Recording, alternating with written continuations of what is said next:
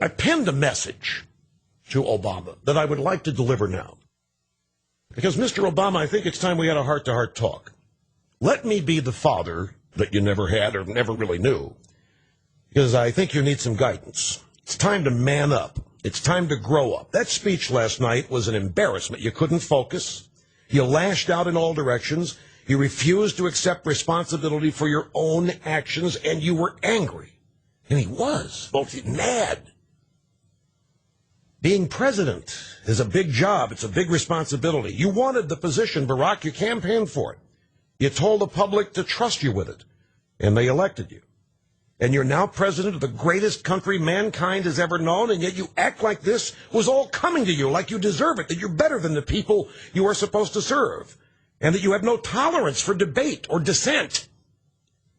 It's not the way it works as President Barack. We have a constitution, we have checks and balances, we have separation of powers, we have states, and most of all, we have the people. You don't get to impose your programs and policies on the nation and the people without our consent. This is a representative republic, not a banana republic. And let me remind you, Karl Marx and Saul Alinsky are not our founding fathers. This is a nation built on individuality, built on liberty, free markets, and faith.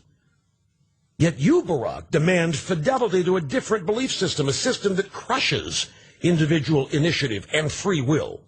The president does not berate Supreme Court justices who are guests of the Congress and who have no ability to respond to your attacks. You've made such a mess of things, Barack, and it's time to stop deluding yourself. Time to stop blaming others. You are delusional. You are delirious. It's time for you to assume the responsibilities of a president rather than pretending to be one. You've driven the nation's debt over the edge. It is your responsibility to fix it now. Otherwise, our young people will have no future. You were wrong to grant terrorists constitutional rights. Even the libs in New York don't want the trial there now. You, Mr. President, are endangering the security of this nation. Now fix it. Reverse course and send the terrorists, all of them, back to Guantanamo Bay where they belong. You are wrong to nationalize one industry after another, from automobiles to banks. You are destroying competition and jobs. You need to stop what you were doing before millions of more families go broke from your misguided policies. It's not too late to stop this. I know you're not going to stop it because last night you said you don't quit, and I know what you mean. You're going to keep plugging for the same agenda, which is going to destroy this country even more, which makes me think, Barack, that's your objective. You know, Barack, unlike most presidents, you're dealing with a Congress that has supermajorities in both houses, fellow Democrats.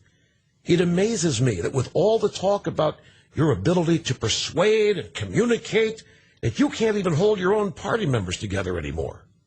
Is that Bush's fault, too?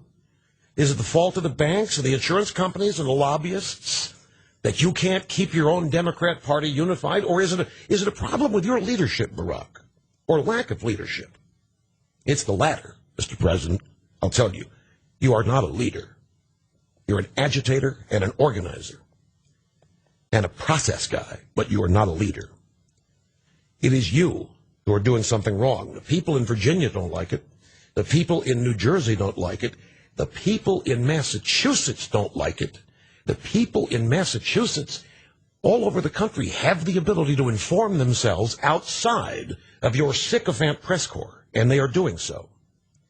Members of your own governing majority don't like what you are doing.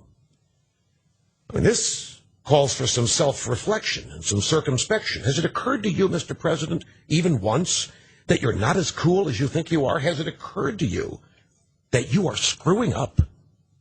And if it has, are you happy about that? Has it occurred to you that you have a great deal to learn and you need to take your own measure? Or are you Mr. Perfect? Are you God-sent? Are you the one that you've been waiting for? See, I have a little concern there may be a psychological issue at play here. I don't say this to demean you, Barack. I say it because I'm concerned. I mean, Tom Daschle was always concerned, and I like the word. I'm concerned. You seem to have a whole lot of enemies, at least in your own mind. A partial list would include Fox News, insurance companies, banks, oil companies, the special interests, the Supreme Court, Republicans, talk show hosts, executives, anyone or any business that earns over $250,000 a year, mortgage companies, credit card companies, and the list goes on and on and on. You have the longest enemies list of anybody I've ever known. These people are not your enemies, though, Barack. They are Americans. They are part of this country. They are part of what makes this nation work. You are not. You have nothing to do and have had nothing to do with this nation's greatness.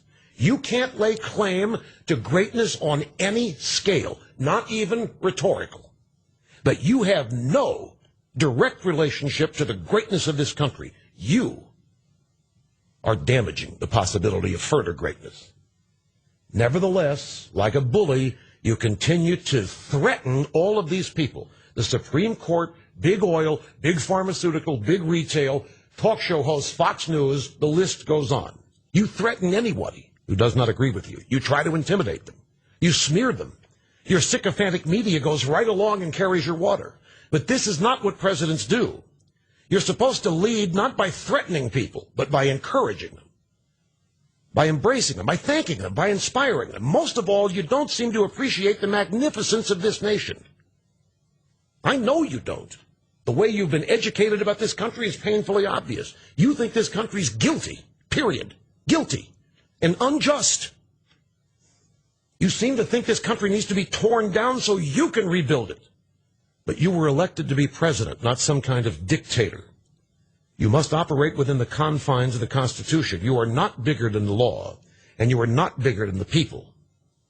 You were elected to serve the people, not dictate to them. Anyway, I'm sure this little lecture will not do you much good, particularly given the spectacle of your speech last night. You really are full of yourself. But I truly hope that this little talk does do you some good down the way, because something is going to have to change in you, or we are doomed for at least the next 3 years.